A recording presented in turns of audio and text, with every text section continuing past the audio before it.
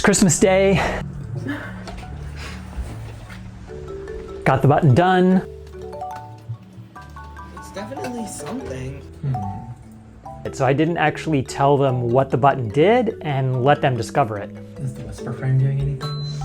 Can we try plugging it into the wall? I guess it's not ejected properly.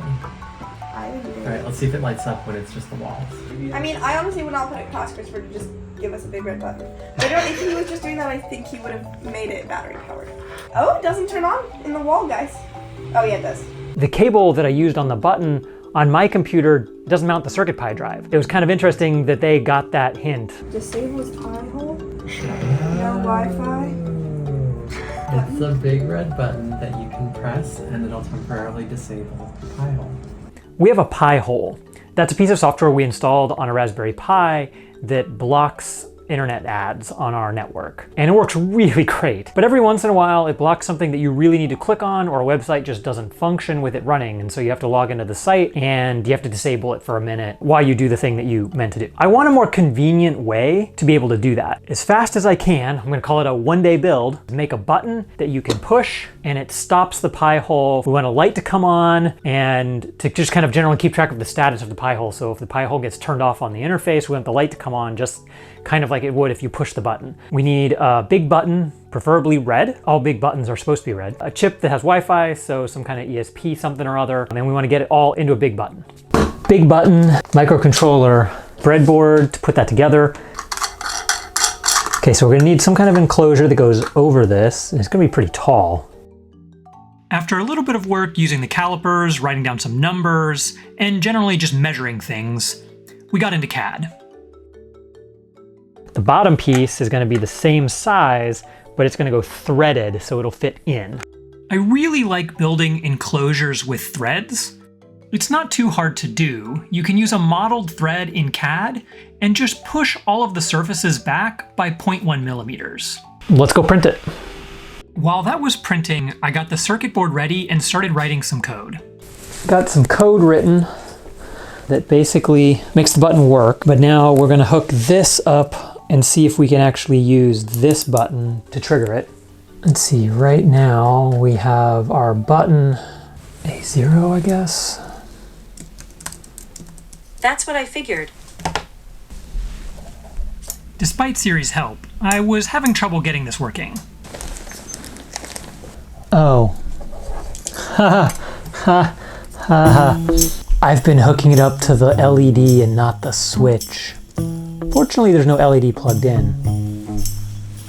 We have our cute microcontroller running here. On port A0, we have that hooked to a digital I/O pin, which is hooked to the button here, which is going to go inside the big red button. Green on the board means that the Pi hole is on. So when I press and release this button, it turns red. Red means that the Pi hole is currently disabled. And then it goes back to green, meaning that the Pi hole's back on. We just got our button container off the printer. This should fit right inside. That's great. There's our giant button.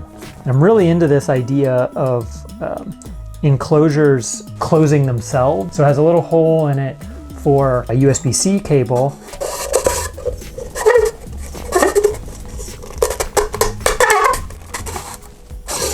It's a little tight, but that's okay. It usually is. It usually takes a little bit of wear going back and forth to get it situated. After some sanding, it was time to get painting. But I still didn't get it done on time. So after listing some reasons that I didn't get it done on time, let's resume the build. So now it's Christmas Eve. I wanted to make the LED a bit brighter. It would be nice to have a NeoPixel or something like that where I can change the color, but that's not what I have. So this is gonna be fine. It's not exactly what I want, but it'll be fine. So let's see if we can get it wrapped up. While we're watching me build this, let's talk a little bit about the source code.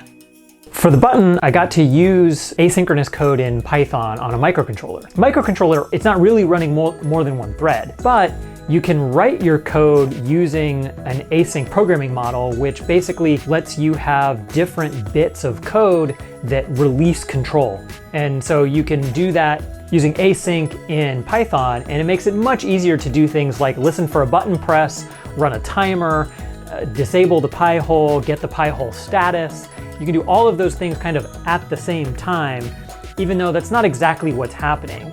It's doing each thing one at a time, but I get to write it as though it's happening at the same time, which is just a little bit easier to architect and maintain the code than it would otherwise be. There's a great article on Adafruit about how to do this. I'll link to it in the description. Green. Oh, you can't see it, but it's red. Here we go for the camera. It's glowing red. It's great. We totally did it. And it's gonna turn off in just a minute because it's perfect and wonderful. And now we'll speed things up for the viewers at home. Any minute now. It does take a whole minute. Wow, it's a long minute. Ha! And it went off. It's Christmas Day, got the button done. This was a short build that took way longer than I thought it would, but it was also a fun little project. I got to test out building threads on my new 3D printer, and I got to do some async programming in Python on the microcontroller, which was a lot of fun. I've put a link to the source code in the description, so check it out and build your own giant pi hole disabler button doohickey thing.